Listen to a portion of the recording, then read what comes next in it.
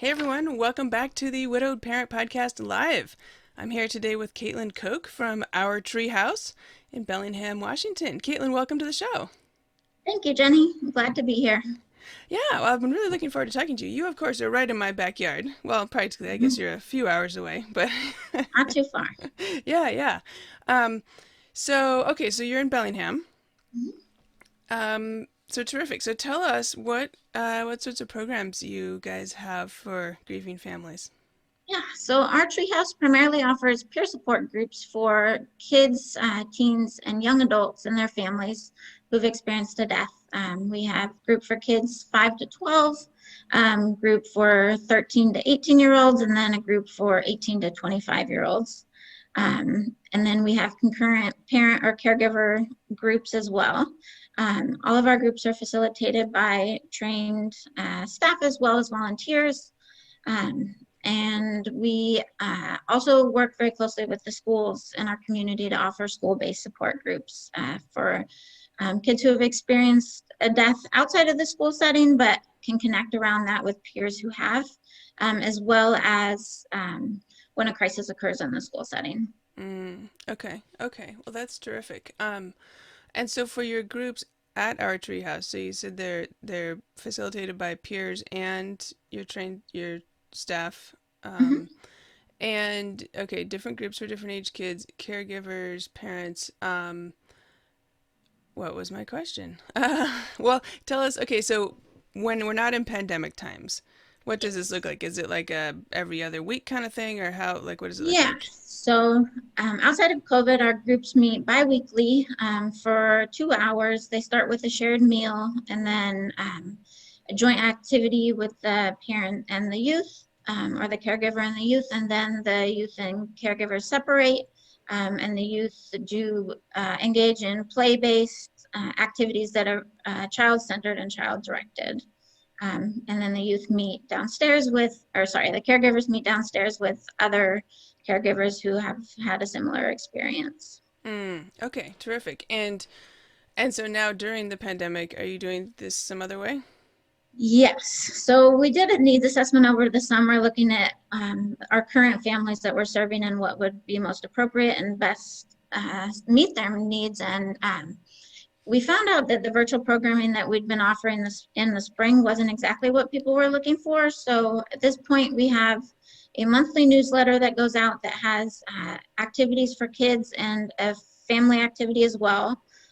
We deliver an activity kit to families each month that has all the supplies needed for those activities. In the newsletter, we also have a portion on self-care for the caregiver. There's a psychoeducation component, so some kind of article related to children and grief. Um, and then we have a monthly social event for our youth.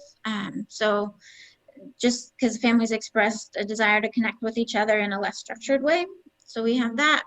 And then we have individual phone check-ins with families. Mm-hmm. Mm-hmm. Okay, terrific. Well, we all hope that the pandemic will end and you can get back to your regularly scheduled programming soon. So do we. So do we. Yeah.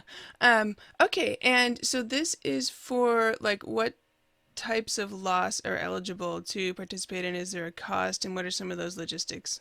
Yeah, so our groups are open to kids who have experienced a death-related loss, and that would be the loss of a parent or a sibling, or another primary caregiver in the family.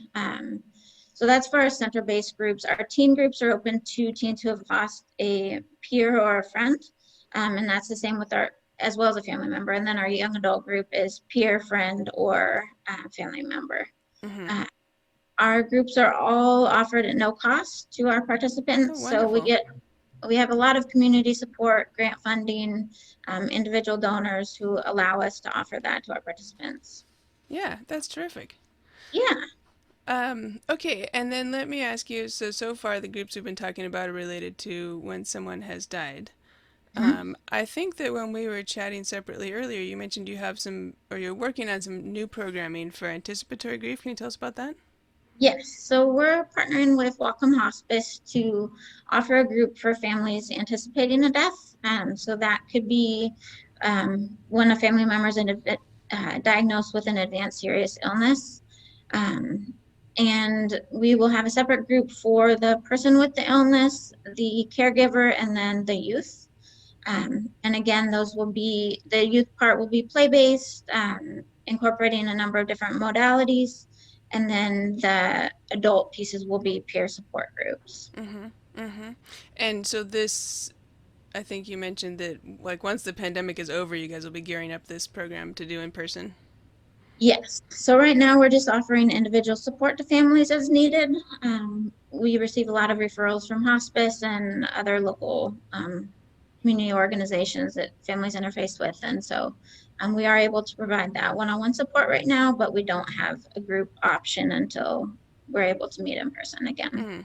Okay, but people can still contact you if they're in this situation, and you can provide that Definitely. support individually. Okay, fantastic. Well, Definitely. that, I think that's really important to know. And it's not, is it just for families in Whatcom Hospice, or is it broader than that? No, it's any family in Whatcom County. Gotcha. Okay, So you terrific. don't have to be associated with hospice or palliative care or anything like that. It's just where we get the bulk of our referrals. Sure, sure. That makes a lot of sense. Okay, good. Thank you for telling us about that. Yeah. Um, and then I think you guys have some other resources as well that you can refer or share with families who contact you. Can you tell us about that? Yeah, so we have one thing we have is a Betsy Wilson lending library. So we have a collection of over 50 children and teen related or grief related books for families that you can check out. It's a little different right now with COVID and all of the precautions that have to be taken, but typically that's something that we do offer. On our website, we also have a number of resources, primarily from borrowed from other organizations, but they're organized in categories that I think make it pretty easy to navigate. So, Mm-hmm. um, and we're happy to do consultation by phone if you have any questions about any of those resources and or want to have specific questions on how to talk to your kid, or how to support yourself, or who can you talk to get additional support. So we're happy Yeah. to answer all of those questions. Well, that's really good to know because I think parents often feel lost and, Mm-hmm. first of all, not sure what to do, but secondly, not sure who can help them figure out what to do. Right. So, Right. Right. Yeah. And if we aren't the right people to help with what you need, we'll connect you with those people who terrific. are there to help. Yeah. Yeah. Great. Okay. Well, Yeah. this has been so great talking to you. Let's just zoom out from the logistics and the details here for a second. Let me ask you sort of a broader question. I like to ask all my guests on the regular show this at the very end. If you could say one thing to widowed parents, what would you say to them? No, this is pretty cliche, but I would say you're not alone. I think that grief can be so isolating, and we often think that we're the only people experiencing the depths of pain that we are. And we've just seen the impact that connection can create, and knowing that there are other people who can relate to your journey, and remembering, I guess, in the big picture, that it is a journey and that there's no distinct end. And so having people to walk that journey with you is so helpful. And there are lots of us out there who want to be able to offer that. So Mm-hmm.